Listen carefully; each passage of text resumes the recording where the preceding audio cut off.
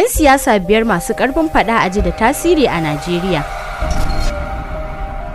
Na biyar, tsohon gwamnan Zamfara, Ahmad Sani Yariman Bakura, wanda shine gwamnan da ya fara ƙaddamar da shari'ar musulunci a jiharsa a Najeriya.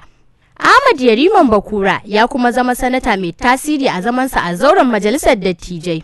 Na hudu, tsohon shugaban Najeriya Muhammadu Buhari, wanda kafin zamansa shugaban kasa ya tsaya takarar neman kujerar shugaban kasar Najeriya har sau hudu a mulkin farar hula daga shekarar 2003 zuwa shekarar 2015. Babban tasirin Buhari a siyasar Arewa kadai, 'yan siyasa sun jingina da farin jininsa da na jam'iyyarsa sun ci zaɓe a Najeriya.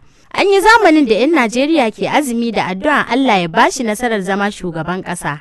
Sun tara kudaden kamfen, sun sha ruwan kwata, wasu sun yi tattaki zuwa Abuja a ƙasa, kai har da wanda suka sheƙa lahira ma a gangamin murnar nasarar shugaba Muhammadu Buhari. Na uku, tsohon gwamnan jihar Jigawa, Dr. Sula Lamido, gwamna na farko da bayan gama mulkinsa ya sadaukar da katafaren gidansa ga hidimar karantar da addini a Jigawa. Ya gina al'umma lokacin mulkinsa, ya gina talaka, ya gina ƙasa, ya samar da manyan jami'o'i na jiha da na tarayya, ya samar da filin jirgin sama na ƙasa da ƙasa, kuma har yanzu jigo ne a tafiyar jam'iyyar PDP a Najeriya. Na biyu, shine tsohon gwamnan jihar Kano Dr. Rabi'u Musa Kwankwaso, shugaban ɗariƙar Kwankwasiyya ta ƙasa, tsohon sanata, tsohon minista, ɗan takarar shugaban ƙasa har karo biyu a Najeriya. A lokacin mulkinsa, Kwankwaso ya gina ɗan mai karas da ɗan mai yalo, ya samar da gadojin sama a birnin Kano, ya kuma samar da ayyukan yi ga 'yan jihar ta Kano, ƙarƙashin hukumomin Karota, Hisba, askarawan Kwankwasiyya, tare kuma da kai dubban 'ya'yan talakawa waje su ƙaro karatu a matakin digiri na ɗaya, digirin masta da digirin digirgir wato doctorate digiri kenan. Har ila yau, Kwankwaso shine ɗan siyasa ɗaya tilo a Arewa da ke fafutukar ƙwato wa 'yan Arewa da ke zuwa cirani kudu 'yancinsu a Najeriya.